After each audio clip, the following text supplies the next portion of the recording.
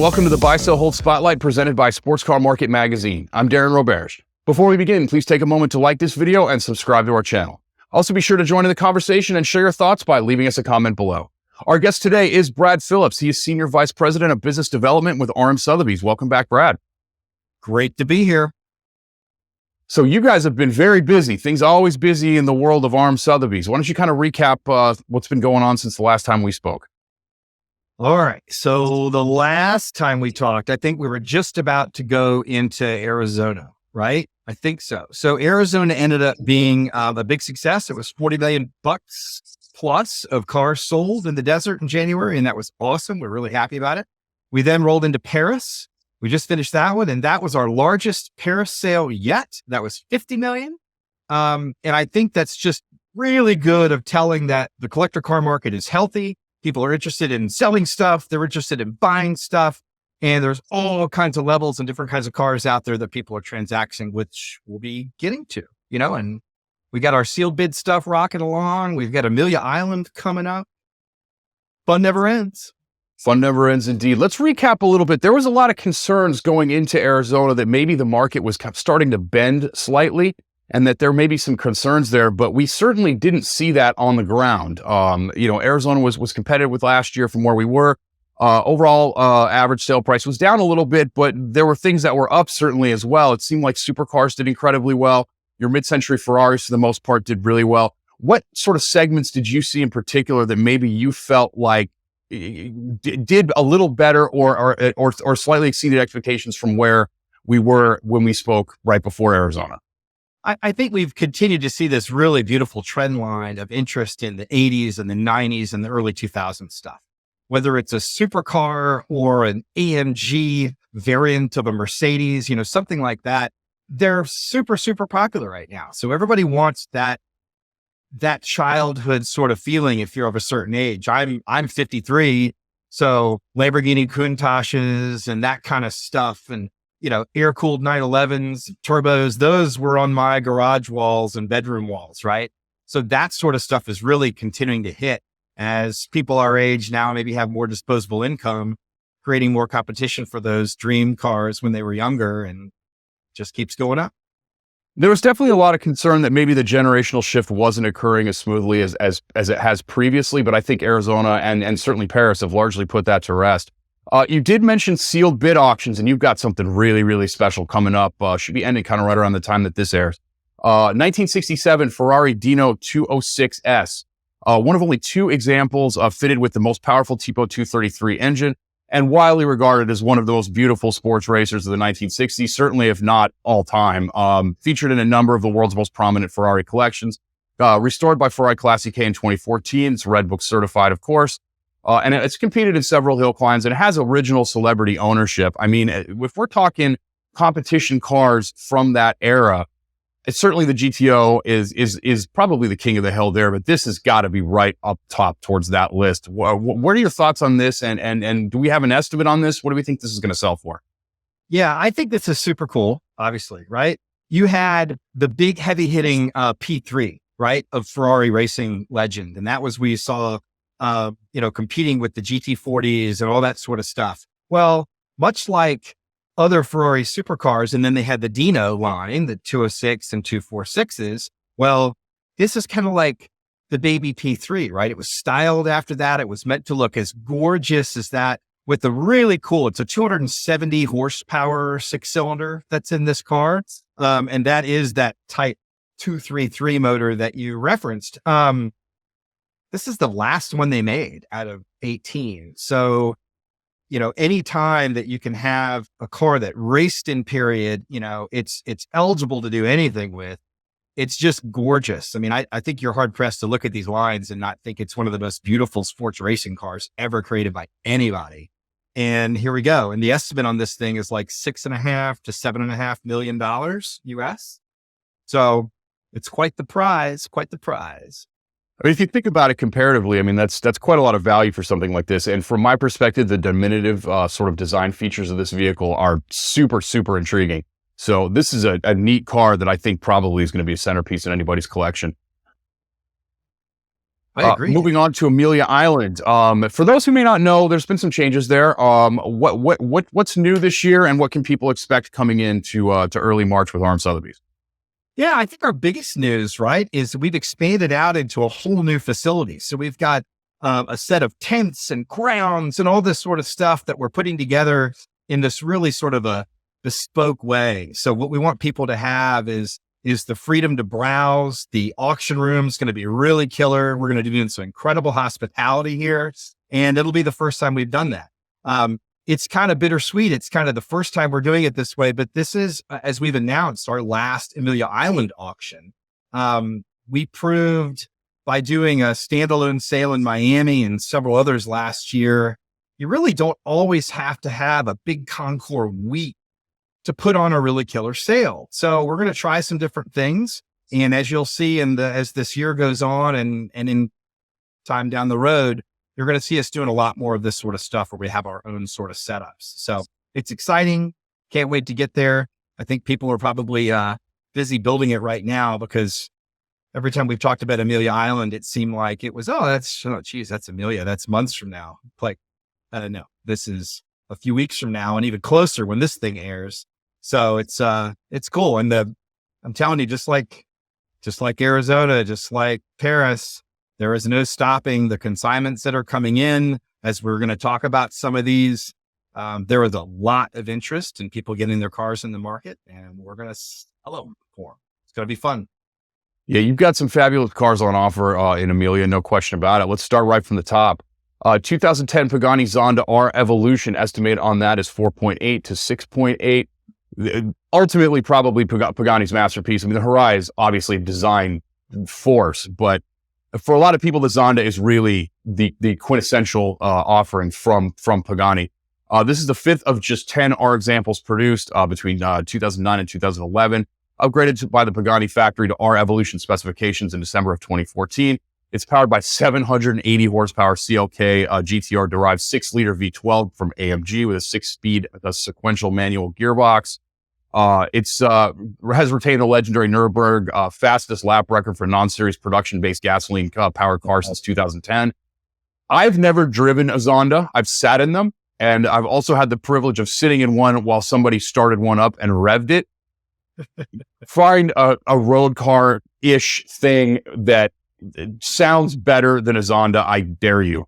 What do you think? What are your thoughts on this car? I mean, this seems like it's up there with the McLaren F1.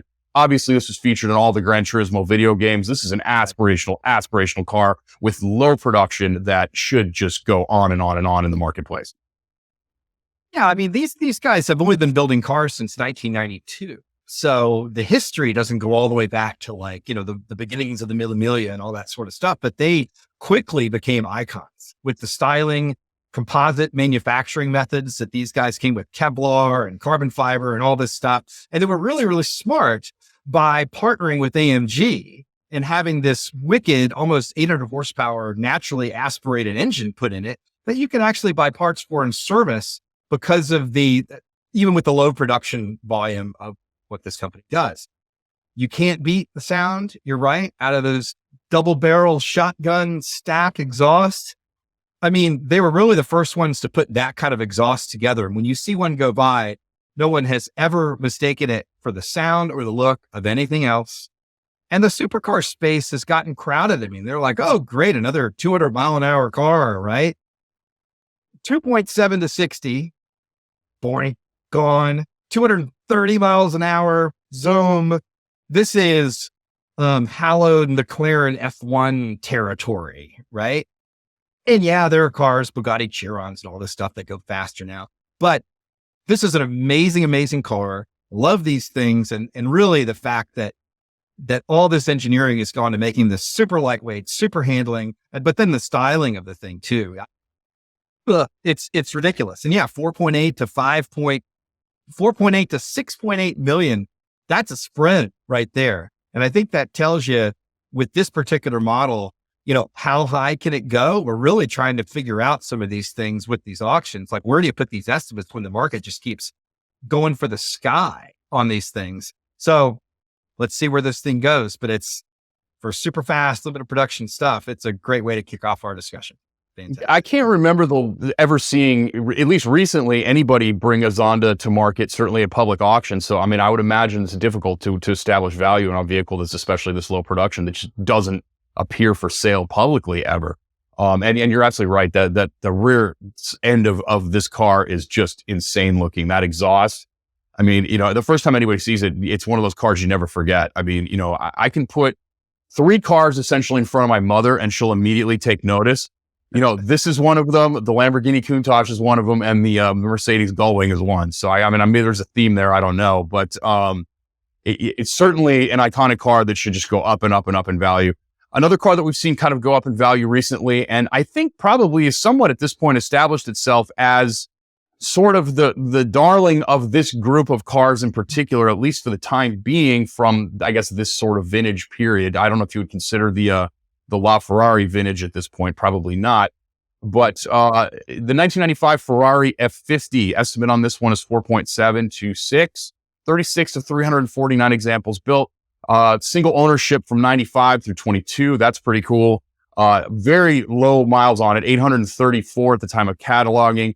And it's a certified matching numbers engine and gearbox with Ferrari Class EK Red Book. It's accompanied by the luggage from the factory and the removable hardtop, documented to the walls by Marcel Massini, of course. And, these cars here too, the thing that's so fascinating for me and remains fascinating is these are such good cars. They're so intriguing and interesting and hard and brutal, but yet they were panned hard in period. People didn't like these cars.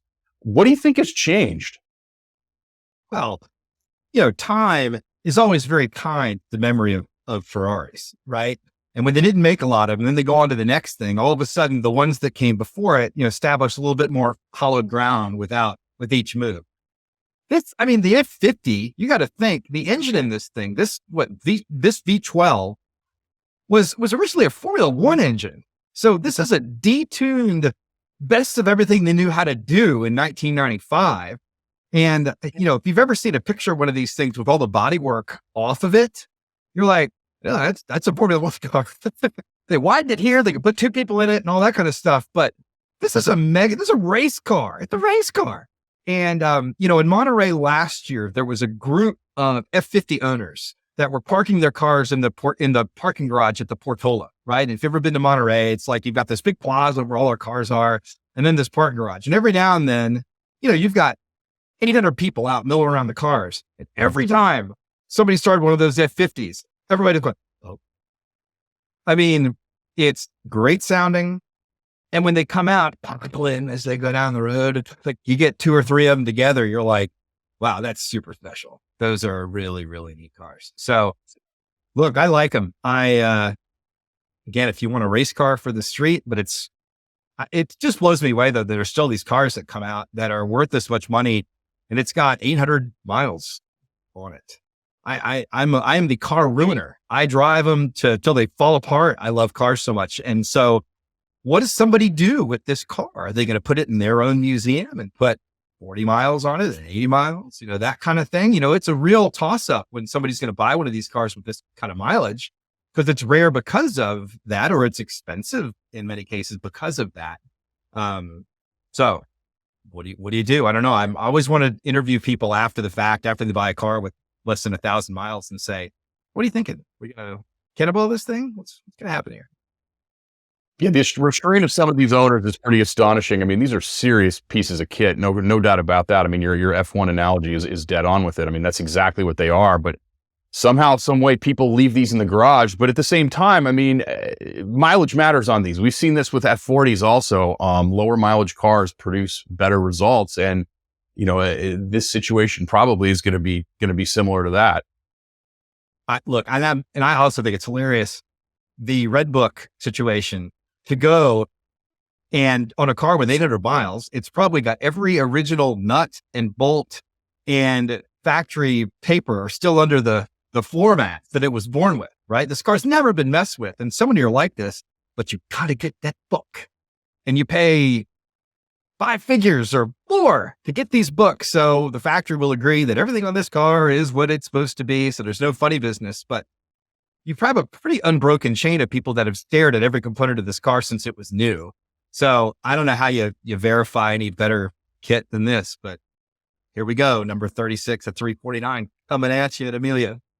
Yeah, no doubt. And the Classic K program matters. It's certainly important to collectors, and it's nice to have the connection with the factory as well, which makes a lot of sense. Another Classic K certified car that you have in the sale is the I guess you'd call it the grandfather sort of the F50. Equally as brilliant, of course. 1985 Ferrari 288 GTO. Estimate on that $4 million to $4.5 million.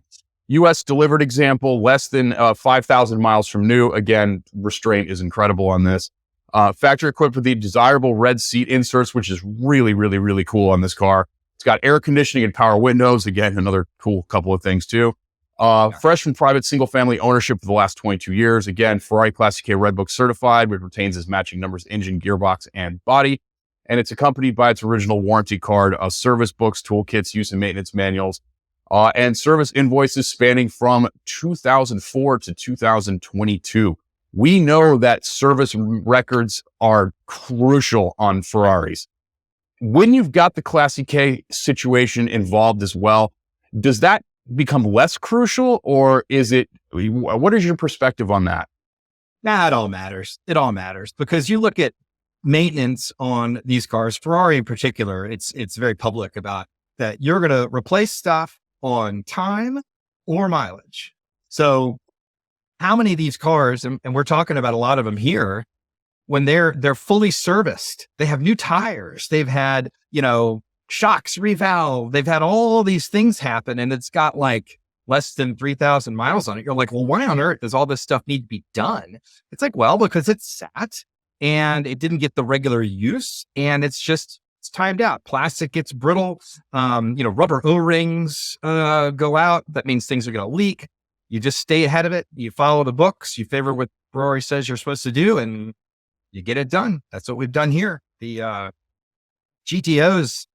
I mean, I love these. These 288s are one of my favorites, and we've talked about this in the past. Where even in the past few years, like let's go back, even take it back 5 years on 288 GTOs. They're $1 million. Cool. They're $2 million. All right. 3. All right. $4 million. And now our estimate at $4.5 million on these things. People have realized these are incredibly collectible. They're incredibly fast. They were built to qualify for Group B racing, and then that didn't happen. Ferrari says, well, I guess we can put air conditioning in them and power windows if we want to, and your fancy red insert seat. And what a cool 190 mile an hour car we can sell to the public, right? In earnest. So that's what we've got. These are incredibly capable, incredibly fast. And they're gorgeous. They're just gorgeous cars. Yeah, I think of the main sort of like supercar, hypercar group that everybody kind of thinks about with Ferrari. This is probably my favorite car. The sounds that come out of these things are incredible. Driving experience is very analog and cool. They look amazing. You're right. And I mean, what an investment too. I mean, we've seen these things appreciate fast over the last couple of years, but it makes sense. It's a low production, aspirational type of Ferrari that, only comes along, every so often. So it's really a no-brainer if you're in the market right now. I see these things continuing to go up and up as these generation cars mature. Going back a little ways here, this is probably my favorite car in the auction, actually. 1953 Maserati A6 GCS 53 Spider. The estimate on this is 2.8 to 3.4. It's the 11th of 52 examples built. Driven by racing legend one Emanuele Fangio, kind of. It was driven by him during a 1953 December customer demonstration. Numerous podium finishes, however, with SCCA Racing. It's equipped with the proper A6 GCS 53 stamped engine. Class winner 2009 Shell Historics Maserati Challenge at the Monterey Historics. He successfully completed a ton of rallies, including the Mille Miglia and the Colorado Grand, documented by everyone everywhere with all of the FIA heritage certificates, identity cards, magazine articles. This is a really, really interesting, cool Maserati race car. And from where I sit, this is the most beautiful, or one of the most beautiful sports racers of this era, including everyone. And it seemed like these guys were really far ahead of the curve at this particular period. Where are you at with this car? You got a couple of really intriguing Maseratis in this one, but this one for me feels like probably the most intriguing. What do you think? I like this one a lot. There's nothing that's not, I'm a race car on this car.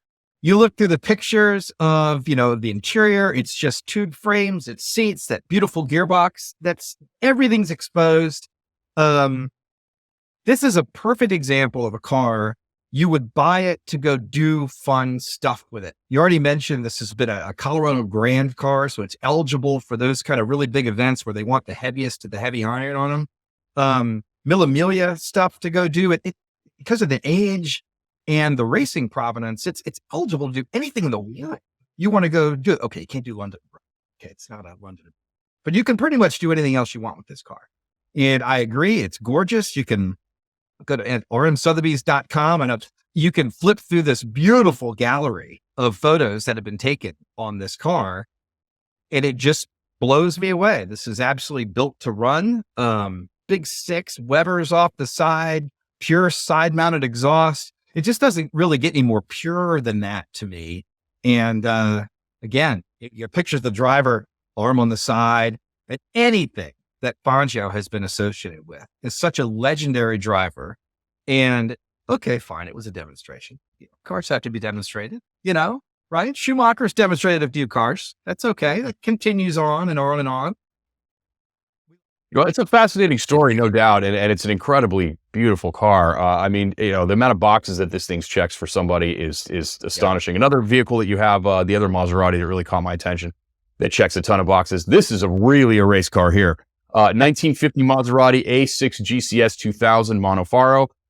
One of 14 to 15 examples built, one of 8 known to survive.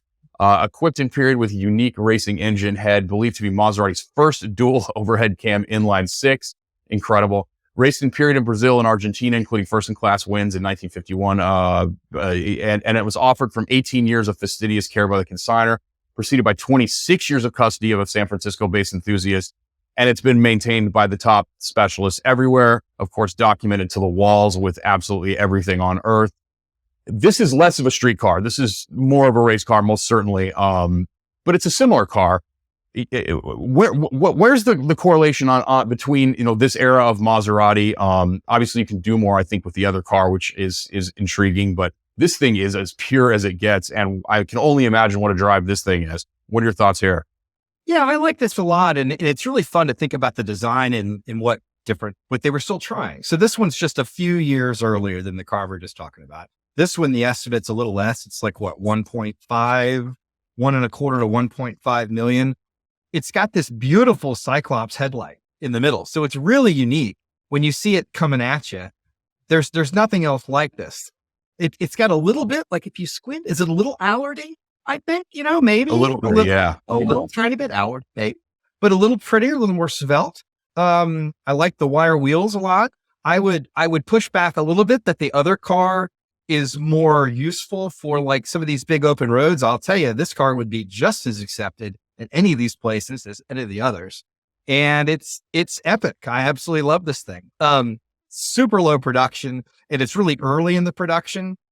You find a lot of things that are really valuable in race cars and even street cars. If you're in the very first of the group of the way they built them, because lots of times I would dare say they were still learning about what was the best thing to do.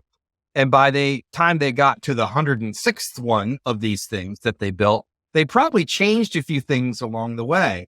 That's what makes it hard to restore race cars. You have to kind of pick a point in its history on, okay, did I race it? Do I restore it the way it was at Spa or at Le Mans or at pick a track?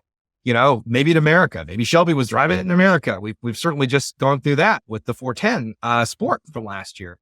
So I think this is a really interesting car, and because it's early in its production and the way it's restored back very much to its original heritage, I think that's really cool. I like it. Fun. It's going to be a very great car to get out there, and I want to see it on the road. Yeah, I can imagine this thing going down the road is just striking, no doubt about it. Up next, you've got some, we'll cover this here real quick. You've got some selections from the Terence A. Adderley collection. Why don't you talk about kind of the overview of that, who he is, so on and so forth, and why these vehicles are important? Yeah, this is a collection of cars that were from, a single estate, right? And we're charged with getting them back out in the world. We sold some of the cars in Monterey last year. These are more of those cars. this is great. I mean, the one that we're talking about here, I think we've got a 55, we've got a 50, we've got, I think, a 31, which is probably the one that's on your screen if we're talking about that. So Alfa Romeos obviously were really important to Mr. Adderley and his family. So we're really honored to be able to move a lot of these things back out the world to new collections. Let me give you the quick rundown on the three cars here. First one was a 1931 Alfa Romeo 6C 1750 Grand Sport Spider by Zagato. $2 to $2.5 million estimate on that one. One is 76 built in 1931, the 13th of 106 total examples built. Comprehensive 3-year restoration done by Mark experts in Switzerland in 2009. It's been exhibited everywhere. Fresh restoration from your own in-house restoration service at RM Auto Restoration. Beautifully presented example of Alfa Romeo's 6-cylinder interwar racing legend. The next one was a 1955 Alfa Romeo 1900 CSS Berlinetta by Zagato, which is a bucket list car and should be in everyone's collection in some capacity. Truly fabulous. Offered from long-term ownership, driven in the 1955 Mille Miglia and other period races, formerly owned by enthusiasts who are well known. Ideal for vintage racing and rallying. And then the other one, 1950 6C 2500 Super Sport Coupe by Touring. 7-year restoration completed on that. It's got the Nardi conversion kit, including the 3-spoke steering wheel and the floor-mounted shifter, which is an improvement, certainly. Awarded numerous meets at the Alfa Owners Club stuff, and it's exhibited at Concorso Italiano, Pebble Beach, et cetera, documented by everyone, including the Alfa Romeo Centro Documentazione, which I always say wrong, and I get yelled at by them when I talk to them. Got prior titles and bills of sale, Italian car registry, restoration photos and invoices. Very, very cool car. Back over to Ferrari. We all know how much the 246 Dinos are currently loved in the marketplace. And in a lot of situations, they have now eclipsed the Daytona. We sort of have a long-running thing on the show, which do people like better, the Dino or the Daytona? I think right now the Dino is up slightly. So these are really loved, really respected cars. You have something that's even more special in your sale. 1968 Ferrari Dino 206 GT by Scaglietti. Believed to be the 18th of 153 Dino GTs produced, certified by Classic K with an accompanying red book. Concourse quality 3-year restoration performed by Mark experts, shown at several recent events. Marcel Massini documented, et cetera. For those who don't know, explain why these are more desirable than the 246 cars. Well, and people will argue why they're more desirable or not or whatever. But again, we get into that first iteration, the 206, 246, 2.4 liter 6-cylinder, 206. It was a 2-liter engine. You had a lot of stuff in the past where there were tax breaks, right? 2-liter engines in Italy meant something.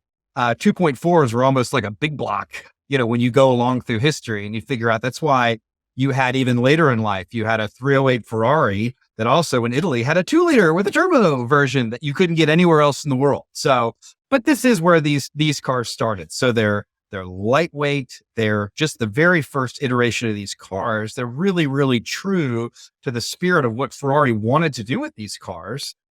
Bring them out as a Dino, right? In honor of his late son. So I love these cars. Super cool. This is, again, the 18th, the very beginning of where they all started with these cars. And I think we've seen a lot of movement, obviously, in the whole Dino line. All the way up to the later flares and chairs versions and all that sort of stuff. So I think it's really interesting that this is, these are a little bit more than some of the later ones, even though they may not be as fast as some of the others on brute power, right?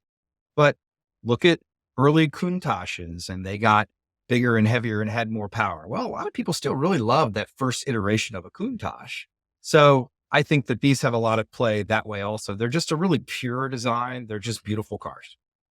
Yeah, purity and rarity, and you're right. The inception of design certainly is appealing to collectors, and this car should do extremely well. It's a gorgeous color combination too. Definitely check out Arm Sotheby's website and take a look. It is worth your time to do so. You were talking about the seats in the other car, right? The red inserts on the 288.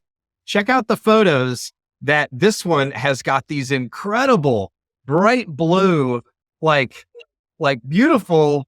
It looks like terry cloth. It's clearly not terry cloth, but it's a beautiful sort of soft looking fabric in the middle. You can really get the feeling you're holding that Nardi wheel. You're not moving around in that seat any. It's really, really exceptional interior in this car. I love the I love the 60s for the odd colors that they chose for interiors and exteriors. It just makes it really unique.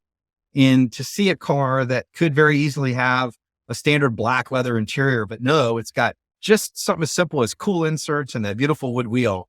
It really makes the car for me. I just love it.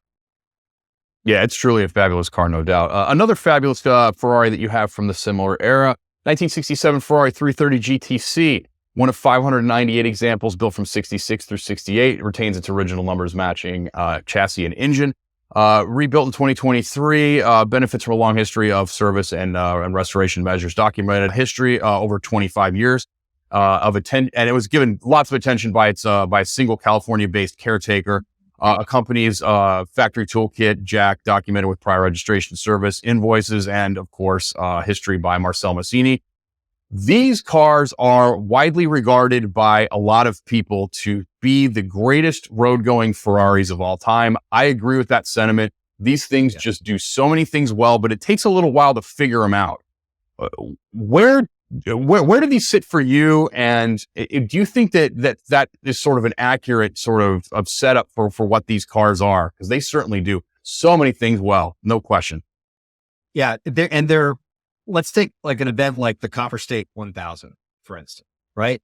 This is a fantastic Copper State type car. A lot of miles, a lot of big twisty roads, but you want to carry some luggage with you. Maybe you have your significant other, but you want the power to go have a good time in the twisties and then cruise when you feel like it. I have been on a bunch of rallies where 330 GTCs were ruling the den. Because it's a perfect big grand touring car. It's a V12, front engine V12, 5-speed in that beautiful gated shifter. And you can get air conditioning in them. Now, granted, it's going to be 60s Italian air conditioning. So good luck in the Arizona heat, but it's great and it's cool out. These are awesome. And, you can get good compound tires for these and you can really make a good driver's car out of it. And I've been around a lot of long-term owners of these cars that once you have one of these cars, it's a tough one to let loose because it does so many great things well, and it's got so much utility in it. And they're about 300 horsepower or something. And in the realm of modern supercars, it doesn't seem like that would be a big number, but it makes use of all of it really, really well. And they're incredibly capable cars. I can't love them more. I'd love one of these things. Would love it. Yeah, they're certainly one of my favorites as well. And they've got plenty of power and the charm that goes along with the power that is attached is intoxicating, as well as the seating position is a little different, I think, maybe. I'm a taller guy, so maybe that might be some of the issue, but the greenhouse effect of once you're in the car and once you kind of sink in and figure it out, it's really hard to beat. I mean, there's not another car I can think of that offers a similar experience to that. It's really, really outstanding. You sit behind the wheel of so many vintage Ferraris. Like you have the opportunity to really sit and soak in the smell of the leather and hold that beautiful wood rim wheel and look at all those gauges. Like, they have a lot of gauges. I like cars with a lot of gauges. And you just have it all laid out in front of you. And it's a very purposeful cockpit. It's a driver's cockpit, but it's also really comfortable for a passenger. I like it. I'd go on all day about a 330. I like it. It's good. It's very good. Hard to beat, no doubt. Another vehicle that's hard to beat that probably falls in the same vein of being slightly underrated by the masses, I would suppose. 1964 Shelby 289 Cobra, just one of 453 street 289 Cobras produced.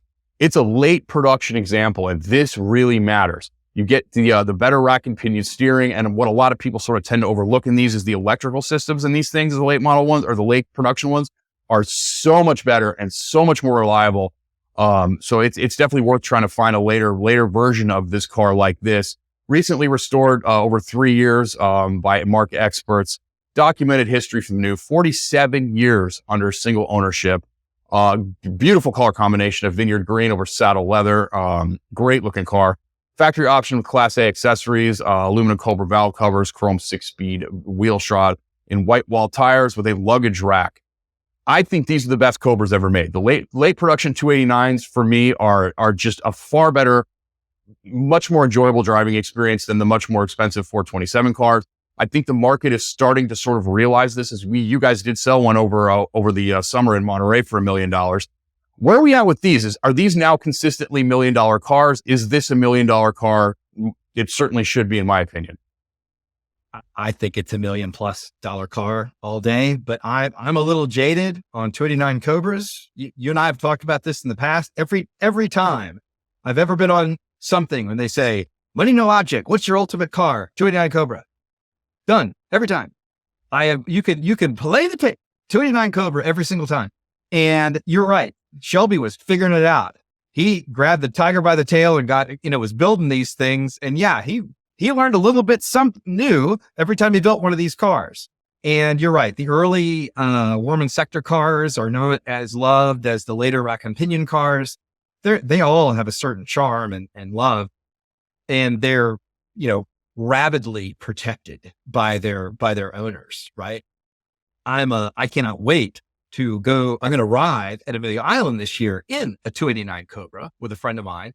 And we've got a group of 25 of us driving GT350s and small block Cobras. I don't know if we have any big block Cobras. Maybe, who knows? But I prefer these. I think they're utterly fantastic and usable and simple. And again, I don't know. I see a lot of cars that are, when I see them all reliably at 2 million+, I'm like, what's that got over a 289 Cobra? I don't know. So I wish I had a giant warehouse and a winning lottery ticket, because I'd be stuffing it full of these things. Just happy as a clam. Great cars.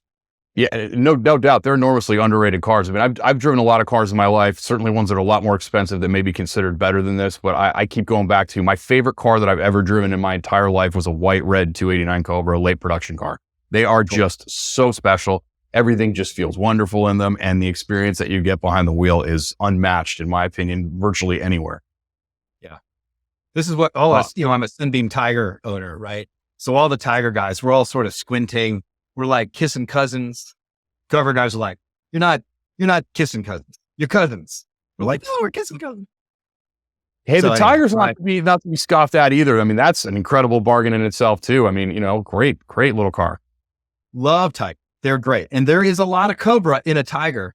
The difference is, Cobras were able to put a bigger than a postage stamp size radiator in it, and a lot of other things where it could actually handle the power that you can use as you pulling a Tiger into a corner with an upside down MGB gearbox, Cobra steering rack.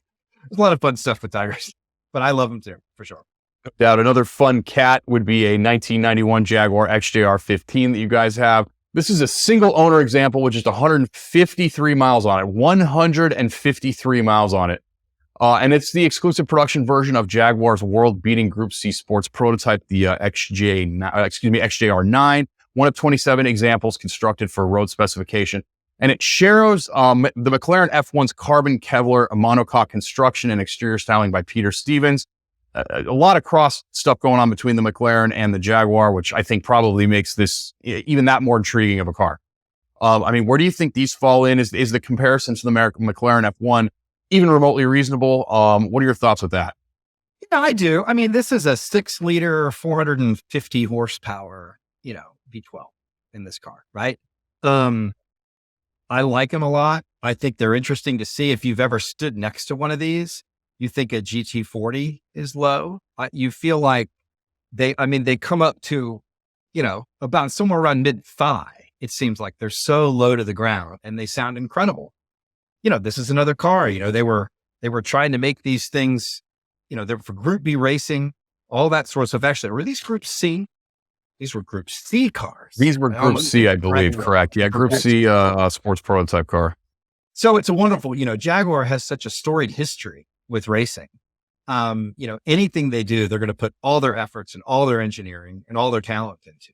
And these have an incredibly loyal following. They didn't make very many of them. So every time you have the opportunity to own one, I think they do really well. I've known collectors that view these right alongside their F40 as good of a car to go drive, right? So they have quite a following there and some support. There's some really cool stuff with these. I mean, talk about time and like you have to put at a certain time, you got to go and take the whole fuel system out and put a new bladder in it and all that sort of stuff because of the rubber in it and everything. So there's things to pay attention on these cars, just like a lot of them. But there's an active support network built for these. So yeah, they're pretty epic. And what is this? 2 million? Yeah, 1.2 to 1.5 is the estimate for this car. So I think every time we sell one, they get a little bit more expensive. So we'll just see what happens. Yeah, word seems to be out on those cars, no doubt about that. And here's what I suspect is your favorite car in the auction. 1983 Lamborghini Countach 5000S, one of just 321 5000S examples produced, one of only 38 delivered to the U.S. market. And here's where it gets cool with this car. First owned by Chicago Bears football great, Sweetness himself, Walter Payton. And it was gifted to him by his sponsor, Kangaroos. Remember the Velcro shoes from the 1980s that he was an endorser for? Oh, yeah. And it was gifted to him upon setting the all-time record for career rushing yards in 1984. Powered by its numbers matching rear-mounted 4.8-liter V12, capable of 370 horsepower and a sub-6 second 0 to 60 time. Lots of documentation on this one. Very highly suggested that this was Walter Payton's car. And if I remember correctly, I'm not from Chicago, but I had a lot of family in Chicago. I vaguely remember this car being featured in a commercial on, I'm not sure if it was local or regional TV at the time, for those shoes with him in it, essentially, featuring Sweetness himself. Where does the celebrity thing sort of connect to something like this? This is obviously an incredibly desirable car that's fast appreciating in its own right. But you add in somebody who's as prolific in the world of sports as Walter Payton, I would think that there's going to be a premium on this car. Yeah, I mean, there's sports nuts, so sure. If you get 3 people that love Walter Payton history, yeah, I like the Kangaroos history. I kind of wanted to go in and put big long Velcro strips along the bottom edges of the doors, so when you open the doors, it would go like the Velcro shoes. I was overruled, almost fired, quite frankly. But yeah, that's some hit my ride sort of business there, but it almost seemed kind of warranted. I sort of support that idea completely. I think it'd be really fun, quite frankly. But no, we didn't do that. Yeah, Countach, but in general, 5000S is really, really great. Everybody loves a Countach, and you're starting to see more of them out there where people are using them. There's some really great video series stuff out there right now, Harry's Garage and stuff like that, where if you really get into the details of how these cars were actually built, constructed, how you maintain them, that kind of thing, they get more fascinating. I mean, they really do. So I really like Countaches for a lot of that stuff, how the engineering and the suspensions and all that sort of stuff. I mean, it was, race componentry in every square inch of these things. So they were really built to handle and built to drive. And, God help you if it's hot where you live and you need an air conditioning or you want to roll the window down more than that much. But that wasn't really their concern, right? That wasn't the primary mover on these cars. I will tell you a funny story on celebrity ownership on Countach though. So a friend of mine many years ago owned a Countach, much like this one, that was originally imported by Wilt Chamberlain. And he had a special plaque on the side, I guess because it was a gray market car and they had to federalize it. And I think there was some different stuff related to who was bringing it in and who was on the hook for that kind of stuff. But the only way that Wilt could drive the car was the driver's seat was completely removed from it. And he sat on the floor with his back against the bulkhead with his legs straight out. And that's how he drove the car during his ownership. So I don't know how big Payton was, but I'm thinking he had to have done the same thing. So we'll check if the driver's seat looks unused, then we will verify that story is true. And I'll give you credit for dragging it out in public. I can't even imagine trying to do something like that. I mean, candidly, Countaches are uncomfortable enough with the seats in them. So I imagine pulling the seat out and just leaning in there like you're sitting on a deck of a motorboat or something was probably sort of exhilarating to do that, but I'm not sure how comfortable it would have been. Well, and this is the earlier model too, right? So later on, the seats, you had some actual backrest adjustments that you could do in a Countach. These early ones like this, no, it was just this scooped out, chair you just sort of folded yourself into. And while the steering wheel telescoped and stuff like that to try and get comfortable, it was certainly different than like a 25th anniversary where they really figured out, people need to be comfortable in these cars also. Yeah, being a 7-footer and something like that would be astonishing. No question about that. 625 to 675 for the car. That's the estimate. Again, I don't know. I look at Countach's and poster stuff. I think they all ought to be $1 million to begin. I don't know why they're not, but there you go. We'll see where this could be goes. the one. You never know. I mean, this is all sort of ultimate piece of Chicago sports memorabilia. So if you've got somebody who's a serious collector, and we've seen people pay millions of dollars for baseballs, would you rather have a baseball or a Countach? Oh, I agree. I don't know. I like the Countach.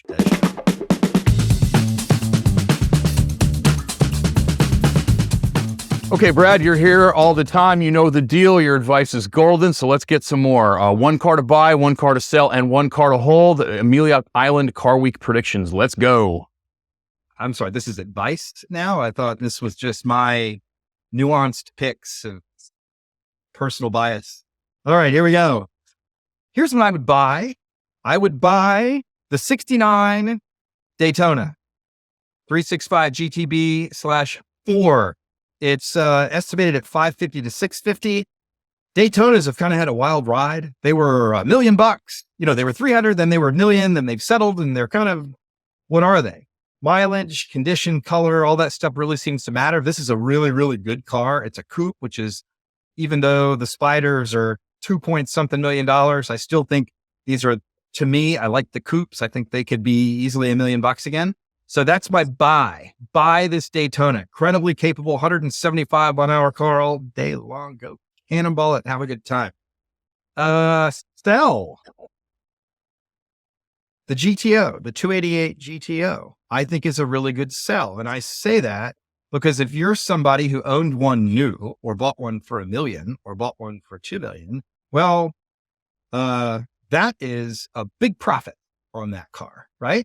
So maybe you take your game, maybe you buy a handful of other things, a room full of Countaches, something, I don't know. But I think it's a great time to sell one of those cars. Doesn't mean it's not a great time to buy one, because who knows? They may be $10 million cars. Who knows?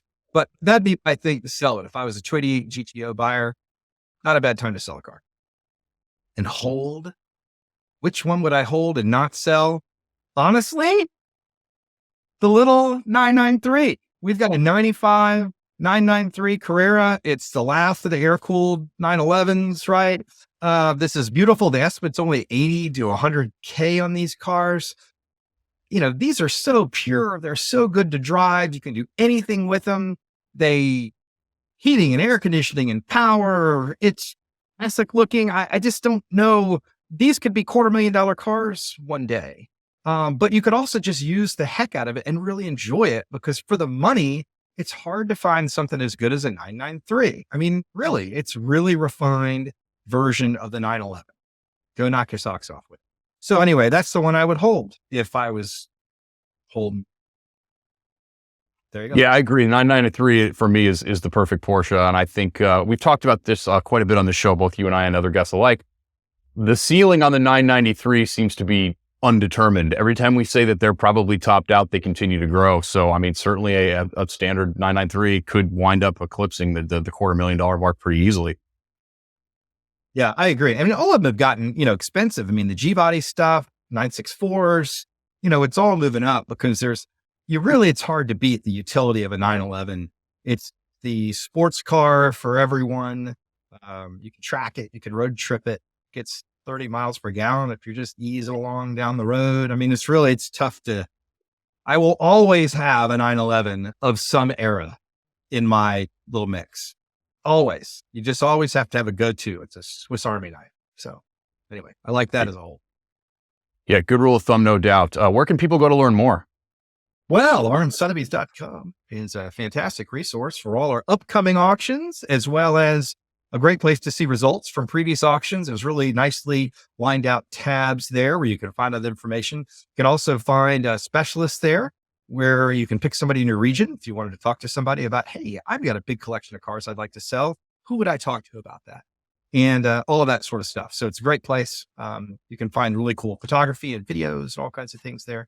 And of course, see us all over the world at events. And the next time, certainly if you're going to Amelia Island, come see us. Our auction is on Saturday, and we've got previews the Thursday and Friday of that week. And it's going to be a ball. Can't wait. 94 lots, I think, as of this moment, a handful of automobilia and the rest is cars. And I think we're finishing some cataloging, so it may end up being around 100 or something cars to sell in one day. It's going to be a big effort, but it's going to be a lot of fun. Yep, RM Sotheby's is everywhere all the time. Nobody works harder than you guys. I would like to thank my guest, Brad Phillips, for joining us today. To learn more about anything that we discussed here, be sure to pick up the latest issue of Sports Car Market magazine by visiting the link in the video description down below. As a reminder, if you enjoyed this content, please take a moment to like and share, and don't forget to subscribe and hit the bell icon to stay on top of future episodes. I'm Darren Roberge, and thank you for joining us on the Buy, Sell, Hold Spotlight.